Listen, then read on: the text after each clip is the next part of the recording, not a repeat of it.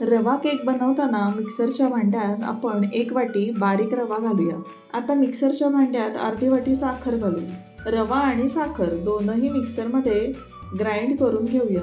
हे पहा, रवा आणि साखर छान बारीक झाले आहेत.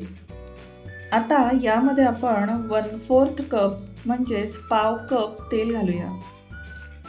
आता यामध्ये अर्धा कप ताजं दही घालूया. अर्धा कप दूध घालू. आता यामध्ये 2 ते 3 थेंब व्हॅनिला एसेन्स घालू. सर्व साहित्य आता मिक्सरमध्ये फिरवून घेऊ, म्हणजे सगळं व्यवस्थित मिक्स होईल. हे पहा, मिक्सरमध्ये फिरवल्यावर सगळं साहित्य छान एकजीव झालेलं आहे. केकचं मिश्रण बाउलमध्ये काढूया. जर आपण लगेचच केक बेकिंगला ठेवला तर केक हा कडक बनतो. म्हणून आपण 15 मिनिट केकचं मिश्रण हे झाकण बंद करून रेस्टला ठेवूया. कुकरमध्ये जे भांडं व्यवस्थित बसतं त्याला आपण तेलाने किंवा तुपाने ग्रीस करून घेऊ आणि त्याच्यावरती असा बरोबर बटर पेपर लावू. बटर पेपर लावलं की केक अजिबात चिकटत नाही आणि इझिली डिमोल्ड होतो.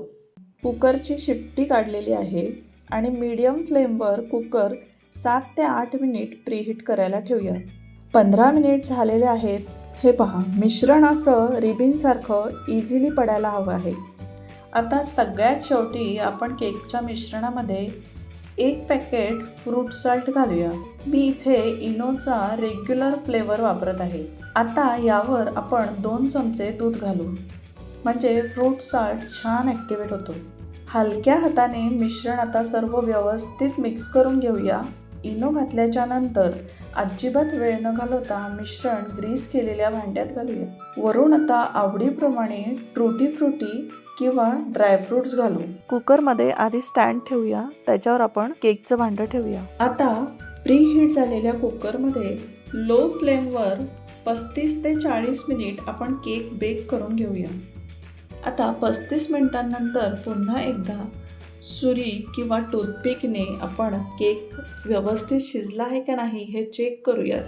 केक अजिबात चिकटत नाही आहे. आता आपण गॅस बंद करूया. केक छान थंड झालेला आहे. केक आता आपण डिमोल्ड करूया. केकवरचा आता आपण पेपर काढून घेऊया.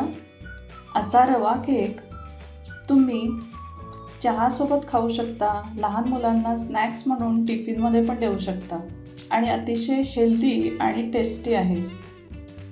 आता आपण कट करून पाहूया. हे पहा, केकला खूप छान जाळी पडली आहे. खूप सॉफ्ट आणि स्पॉन्जी असा आपला रवा केक झालेला आहे.